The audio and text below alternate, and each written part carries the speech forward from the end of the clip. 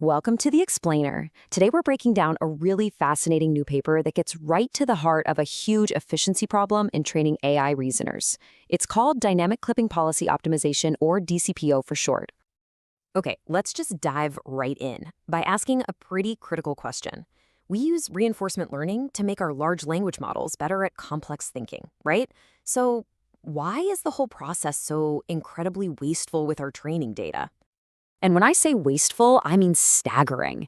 With a state-of-the-art method called GRPO, more than half, 55.4% of the responses the model generates to learn from are just thrown out. Poof! They contribute absolutely nothing to the learning process. That's a massive amount of wasted effort and really expensive computation. So this inefficiency, it really comes from some basic limitations in the methods we've been using. On one hand, you've got GRPO, which often just grinds to a halt. Its learning signal completely flatlines. Then there's another method, DAPO, which tries to fix that, but it ends up being painfully slow.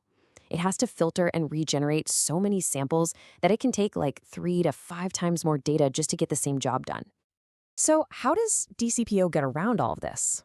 Well, it introduces this really elegant two-part solution. It's built on two core innovations. First, dynamic adaptive clipping, which we'll call DAC, and second, smooth advantage standardization, or SAS. Let's talk about DAC first. The big idea here is to stop treating every single token exactly the same. So, instead of using a fixed, short leash on the model, DAPO's leash is dynamic. It adjusts on the fly. It gives the model more freedom to explore those rare, maybe a little weird, but potentially brilliant tokens. You know, the ones that are absolutely key for discovering new ways of reasoning, all without letting the training just go completely off the rails. The second piece of this puzzle is SAS. This is all about tackling training instability. With other methods, the model's performance on just one little batch can cause these wild swings that mess everything up. SAS fixes this. It standardizes rewards by looking at the cumulative history of all the responses. The analogy is perfect. It's like grading the model's performance on the entire semester, not just one random pop quiz. And that prevents those crazy fluctuations that can just stop learning dead in its tracks. And the results? Well, they really speak for themselves. On the Amy 24 benchmark, which is a really tough test for math reasoning, DCPO just pulls way ahead.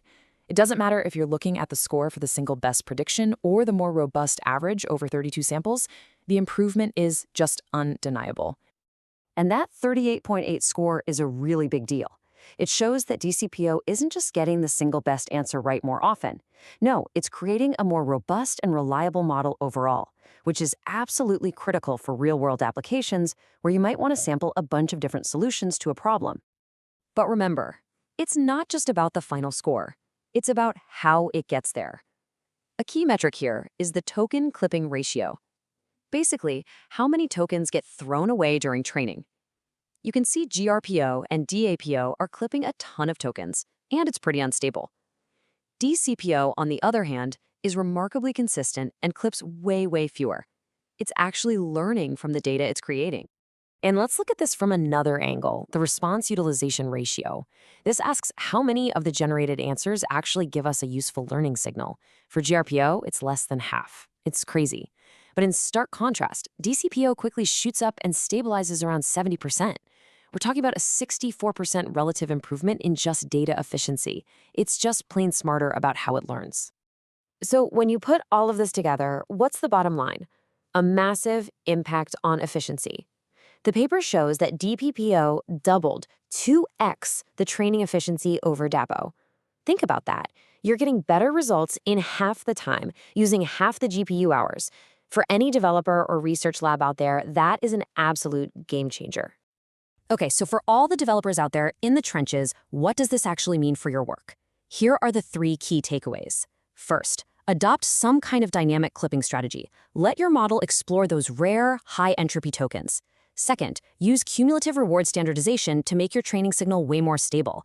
And finally, if you do these things, expect some major gains in both your training efficiency and your final model performance. Now, we always have to be critical, right? We need to understand the boundaries here. The authors are very clear that these fantastic results were all demonstrated on math reasoning benchmarks. So, how well is DPO going to perform on other complex things, like generating code or semantic reasoning? Well, that's still an open question, and it's a really exciting direction for future research. And that leaves us with a final, kind of provocative thought. DCPO is a huge leap forward in training efficiency. It helps solve the how of training AI to reason. So, as that bottleneck starts to ease up, what's next? What becomes the new biggest challenge on the path to creating truly advanced, superhuman artificial intelligence?